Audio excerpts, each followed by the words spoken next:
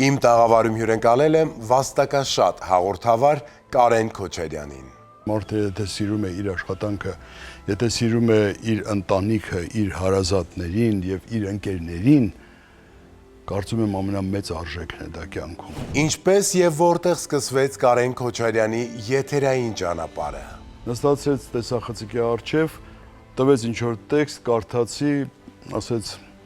Կարենից հաղորդավար չի ստացվի։ Կարեն Քոչարյանի կարոտը եւս անսահման է եւ այն ունի իր անունը։ Ես կարոտում եմ այն օրերը, երբ որ ասենք դուրս էի գալիս Երևանի փողոցներ եւ իմ առջև դուրս էր գալիս, ասենք նույն Գևորգ Էմինը։ Այս կողմից դուրս էր գալիս Քոչարը։ Այն կողմից դուրս էր գալիս Շիրազը, որը որ ջայնացած գալիս էր, ասում էր անունդ ինչ է։ Մեր եթերում Կարեն Քոչարյանը անկեղծանում եւ պատմում է իր ստեղծած երկու ընտանիքների մասին։ Իմ առաջին կինը լուսահոգի